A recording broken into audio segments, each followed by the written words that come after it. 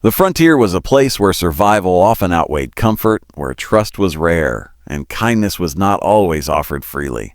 In such a world, every choice carried weight, and every word spoken could change the course of lives. The year was 1873, and a cold wind swept across the high plains of Arizona Territory. The land lay quiet beneath the pale moon, broken only by the howl of coyotes and the creak of wind through the mesquite. At the edge of this wilderness stood a lonely ranch, its fence lines running ragged and its cabin lit by a single flickering lamp. The ranch belonged to Ethan Cole, a man whose name was known in Red Mesa not for wealth or reputation, but for his solitude. He had carved a home from the desert with his own hands, and though his life was simple, it was marked by hardship and silence. One evening, as a storm gathered on the horizon, there came a knock upon his door. Ethan opened it to find two Apache sisters, their faces pale with weariness, their clothes torn from travel. They carried little, no weapons, no supplies, only the look of those who had wandered too far without safety.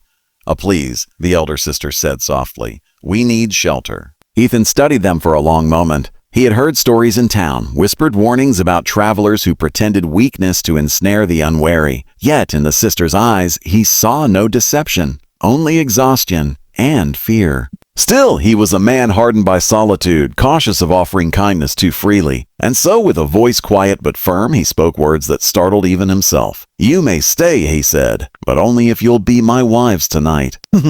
The younger sister gasped, her hand flying to her mouth. The elder's eyes flashed with pride and pain, and for a heartbeat, silence filled the doorway. Then Ethan added, his tone softer, "I mean not in body, but in vow. If you stay here tonight, then you are under my protection, as though you were bound to me by name and honor.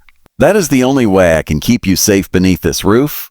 Sisters exchanged a long glance, and after a moment, they nodded. For them, the word "a wife" did not mean surrender.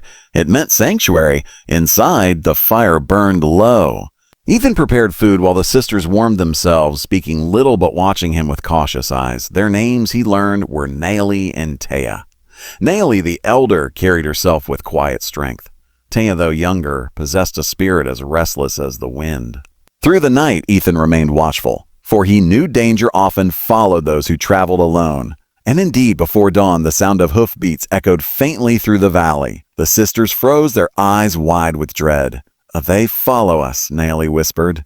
Ethan did not ask who they were. He saw enough in her trembling hands to understand. Without hesitation, he barred the door and loaded his rifle. "You're safe here," he said firmly. "What comes to my door must answer to me." The riders did not come close until morning. 3 men on horseback circled the ranch, their eyes sharp, their laughter cruel. They were bounty hunters, drifters who saw in the sisters not people but prizes. "Turn them over, Cole," one called. "No sense in you getting mixed up in this." Ethan stood tall in the doorway, his rifle steady. "They asked for shelter. That's enough for me." The men sneered, muttered among themselves, then rode off into the distance. But their threat lingered like a storm cloud. That day, Ethan taught the sisters how to use the rifle, how to watch the horizon, how to move quietly around the ranch. They worked together, not as strangers, but as a family bound by necessity. Naomi mended his worn coat. Taya sang softly while gathering wood, her voice carrying a melody older than the land itself. Though he had spoken of wives in jest or caution, Ethan began to see the truth. He was no longer alone. Their presence brought warmth to his cabin, laughter to his silent meals, and purpose to his weary heart. On the 3rd night, the bounty hunters returned. This time they did not circle. They came with fire. Flames licked at the edges of the corral as the cattle bellowed in fear. Ethan and Naomi stood side by side, rifles in hand, while Taya raced to free the herd. Shots cracked through the night, sparks flew, and the air filled with the chaos of struggle. But the sisters fought with courage born of desperation. Naomi's aim was true. Taya's quickness saved the horses, and Ethan's steady hand drove the attackers back into the darkness. When dawn broke, the ranch was scarred but standing.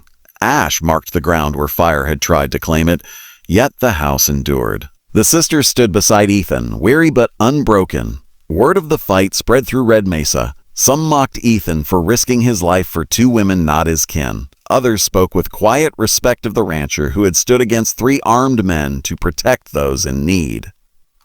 But to Ethan, none of that mattered. What mattered was the bond forged in those nights of fire and fear. He no longer thought of the sisters as strangers who had come by chance. They were his family, bound not by law or paper, but by choice and courage. One evening, beneath a sky blazing with stars, Nayli spoke softly. "You said we could stay only as wives. Do you still mean those words?" Ethan hesitated. His heart had grown close to hers, though he had never sought it. He looked at both sisters, one strong, one wild, and saw in them the life he had been missing. "I meant them as a vow of protection," he said. But if you choose it, I will mean them as truth." Silence lingered. Then Nayli placed her hand in his. Taya smiled, tears in her eyes. From that night on, they were no longer bound by necessity alone, but by love, respect, and the unyielding bond that only hardship could forge. Years later, travelers who passed through Red Mesa would hear whispers of the rancher who once stood against fire and guns to protect two Apache sisters. They said his lonely cabin had become a place of warmth, where laughter and children's voices filled the air, where love had triumphed over cruelty. And they said that the words spoken that first night, words meant half in jest, half in caution, had become the foundation of a family that endured long after the desert winds had carried the old dangers away. For in a land where kindness was rare and trust even rarer, one rancher had chosen to honor his word. And in doing so, he had gained not only shelter for others, but a home for his own heart.